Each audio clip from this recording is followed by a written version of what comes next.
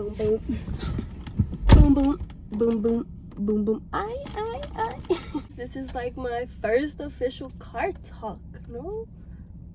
I want to say it is, but it's not like... This car talk's different. This car talk is Halloween. This car talk is Halloween themed, and I'm just going to do what I love best, which is like indulging into all of this, anything spooky, anything scary, anything haunted. So I am going to sit here in this hot ass car read this spooky story that I found to you guys on my trap phone. Like, this is a 6 because I use my phone to film. If you didn't know, now you know. I'm having troubles though. My phone is overheating because it is a hot day today. It's not hot, but like it's hotter than it's been the past few days. So like my phone keep overheating. So like if the camera keeps adjusting, that's why. But I'm excited to read this for you guys. I skimmed the first like 2 paragraphs because I wanted to have the same genuine reaction that I'm sure you guys will have, because I'm a human being, you guys are human beings, and I'm sure we have parallel, what the fuck, reactions. I forgot the word for a minute, but the title alone like literally drew me in. I'm like, oh, of course, yeah, I have to read that. Like, hell yeah. It's called I found a creepy photo album that belongs to my wife, but she denies ever seeing it. And like, if that's not like a what do you call it, an attention grabber, then I don't know what is. Damn, I had a hard time saying that. If the lighting changed and everything like that, I had to move spots because it's literally, my phone's overheating, and I really want to read this in the car. Didn't want to do it at night because like I'm gonna be too fucking anxious and too fucking paranoid to film a... Ew, did you hear all that spit? To film a scary... Let me stop swearing. Reading a scary story at night in the dark by myself? No. So, my wife Isabel and I met because of a murder in our freshman year at college. Her dorm had been blocked by the cops because a girl we both knew had been found stabbed 42 times in her bed. The killer has taken her eyes, mouth, nose with him. The strangest thing was that not one person in that crowded dorm heard her scream. Isabel lived a few rooms down from the scene, and I saw her standing at the very center of the crowd. Her arms wrapped around Christy, the victim's roommate, who was white with shock.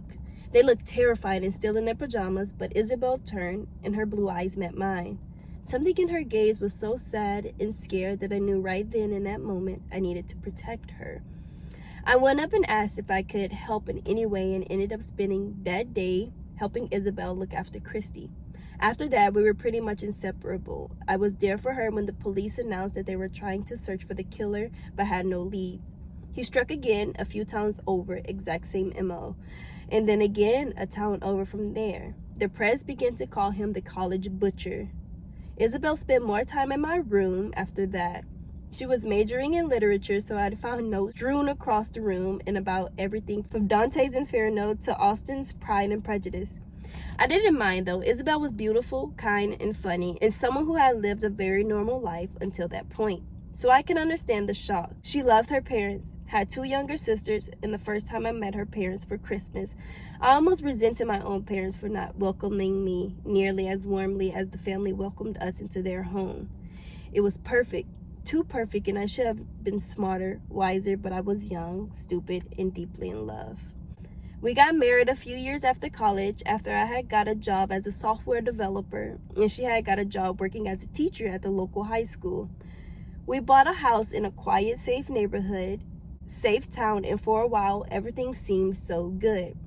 For 10 whole years, everything has been good, until 3 weeks ago when I decided to clear out the attic because I swear I heard something skittering up there when I was getting ready to leave in the morning. Thinking it was mice or rats, I told Isabel in the kitchen that night while she was adding finishing touches to the bolognese. I don't know how to say that. I'm gonna say spaghetti, and I was pouring us a couple of glasses of wine. I think there's something in our attic, I said casually as I passed her the glass of wine.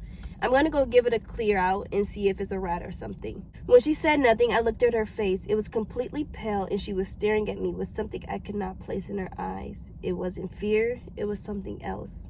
Don't go up there, I'll deal with it. I frowned. I really think it's something small. I've been wanting to clean up that place for a while. Let me deal with it. She stared at me then, and a sort of involuntary shudder went up my spine. Jack, do not go up there, promise me. I nodded slowly, confused. We respected and loved each other, and I wouldn't want to hurt her in any way, and given how stressed she was, I knew I had to listen to her. But she might as well have dangled a chocolate chip cookie in front of my face and told me not to never touch it. So I waited until she left for work one morning and went up there. The attic was dark, but we had a light in the middle of the room. Regardless, I had my phone's torch I should rely on. Since ours was an older house, we had actual stairs leading up to the attic as opposed to a ladder, and when I walked to the end of the hallway and opened that door that led to the attic, I swear I heard a creak at the top of the stairs. The kind of creak only a foot can make when it lands on a faulty floorboard. The hair at the back of my neck stood up as though a cold draft had blown into the hall. I squinted into the darkness at the top of the stairs and softly asked, "Hello?" As the moments passed, rationality caught up with me. How stupid was I to think there was something up there? Annoyed at myself, I climbed, grasped my phone, and flicked the torch. And with more confidence than I truly possessed, I walked up the stairs, listening to each stair creak as I did. The attic was creepier than I remember it. It was actually a space I had planned to convert into a game room of sorts, but Isabel had talked me out of it. And honestly, over the years, I have forgotten how big it was. It was your average attic in many ways. Dusty wooden floors, a small window at the end of the room, overlooking the neighborhood, but it was spacious. Sure, it held our old junk, but even so, the boxes and the couple of pieces of old furniture took up such little space at the far end of the room. I remember thinking how nice skylights would be in the sloping ceiling. Why had Isabel, who was so organized and wanted all the rooms in the house to be used, so keen to leave this as it was? A slight unease had started to make its way around the corners of my mind. As if on autopilot, I walked to the end of the attic where the 5 boxes which contained Isabel's things were lying. Part of me was screaming that this was a massive invasion of her privacy, but I didn't care by that point. I wanted so to see what was in there that was making my wife act so strange about this particular room. I sat cross-legged on a dusty floor and pulled the first box to me, opening it up. The first box was just some old clothes that had been kept for sentimental value. T-shirts signed by friends, a few old sweatshirts, nothing that really piqued my curiosity. The next box was just some old books, which she didn't want to part with, but for some reason wouldn't keep in the bookcases I had built her in the living room. When I reached the third box, something in me hesitated. I think a part of me knew that my life was going to change after I opened this box. Some strange sixth sense. Carefully, I unsealed the box and looked inside, and a sigh of relief overcame me. It was just framed photographs, a photo album. I smiled and lifted the first one. Isabel had her sisters laughing as children at her 4th birthday party. Some were of her parents and others of us. Then something struck me. Why hadn't she put this photo up downstairs? That weird chill was back. The box only held the large brown leather photo album. Now, in my heart racing, I opened it to its first page. It was a large black and white photo of a small girl on a swing facing away from the camera. That in itself was creepy, but the creepiest thing about the photo was another little girl in a white dress who was standing at the edge of the woods looking at the girl on the swing. It was almost as if she was looking at me through the photo. The next page had the same little girl on the swings playing on the jungle gym, smiling as she swung from the bars. Behind her, the strange little girl stood watching her every move, her eyes cold, her mouth a thin line. Page after page of this little girl living her life and the strange girl standing on the edges watching her.